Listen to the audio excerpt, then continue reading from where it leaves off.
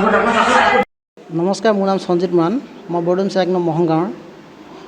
পৰহি দিনাখনি ভোটাৰ কেন্দ্ৰত ভোট দিবলৈ লাইন পাতি থকা অৱস্থাত তেতিয়া বৰডুমচা থানাৰ SI ছাৰ, এই ডেকা ছাৰ বুলি কয়, তেখেতে মানে মোক বেলেগৰ পলচনা পৰি কিনে বা বেলেগৰ ৰাজনীতিত সোমাই কিনে মোক টাৰ্গেট কৰি কিনে প্ৰথমতে মোক উচতনি দিলে। তাৰপিছত যিহেতু মোৰ ভুল নাছিলে, যিহেতু মোৰ পিছত আৰু লাইন লাগি আছিলে, টাৰ্গেট মোক কৰি লোৱাৰ কাৰণে মই ক'লোঁ, তেতিয়া মোক অকলে কেলৈ কৰিছে, মোৰ লগতো লাইন আছে, ক'লে চবকে কওক, মোক কি বেয়া দেখিলে, তেনেকৈ ক'লোঁ। তাৰপিছত গৈ নাই আকৌ সেইদিনাখনি সেইটো হৈ যোৱাৰ পিছত পিছদিনাখনি থানাত মাতি পঠালে।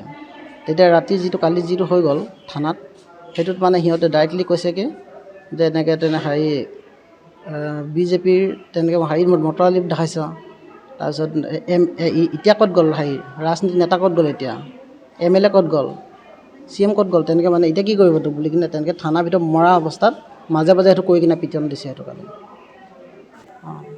যেতিয়া সিহঁতে লাঠি চালনা কৰিছিলে ৰুমৰ ভিতৰত বন্দী কৰি কিনে 6-7জন মানে, তেতিয়া ভৰি তোলা প্ৰথমতেতো হিচাপ নকৰিব নোৱাৰোঁ, মোৰতো ইমানটো গম নাপাওঁ, বহুত মাৰিলে।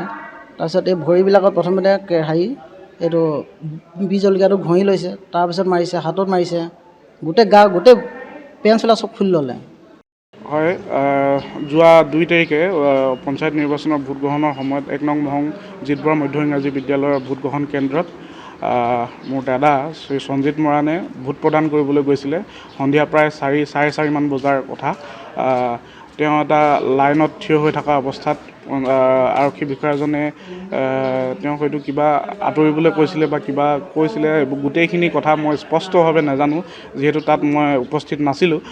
কিন্তু আৰক্ষী বিষয়াজনৰ লগত কিছু তৰ্কাতৰ্কিত লিপ্ত হয় বা আৰক্ষী বিষয়াজনে তেওঁক কিবা এটা ক'লে, তাৰ প্ৰত্যুত্তৰত তেওঁ কৈছিলে যে মোক অকলে কিয় কৈছে আৰু লাইনত আৰু মানুহ থিয় হৈ আছে, সকলোকে কওক।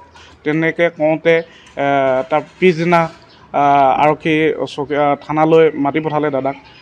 আহি তেওঁ পিছদিনা যেতিয়া দিনৰ 1:30 মান বজাত যেতিয়া তেওঁ নিজে আহি ধৰা দিয়েহি, তেতিয়া তাৰপিছৰ পৰা ৰাতি প্ৰায় 10:30 মান বজালৈ, 9:30 মান বজালৈকে আৰক্ষীৰ ভিতৰত কাকো সোমাবলৈ দিয়া নাই। তেওঁলোকে কি কৰিছে কি নাই কৰা আমাক একো মানে পৰিয়ালৰ লোকক লগ কৰিবলৈ দিয়া নাই। তাৰপিছত যেতিয়া মেডিকেল তেওঁলোকে চেকআপ কৰাই কিনি যেতিয়া আকৌ পুনৰ ঘৰৰ মানুহক মানে শপতনামা লৈ যেতিয়া আমাক পৰিয়ালৰ লোকক এৰি দিয়ে, তেতিয়া তাৰপিছত আমি দেখিবলৈ পাইছোঁ মানে ঘৰত গৈ যেতিয়া পানীৰে মুখ ধুইছে, তেতিয়া গোটেই মুখত জ্বলা পোৰা কৰিবলৈ আৰম্ভ কৰিছে।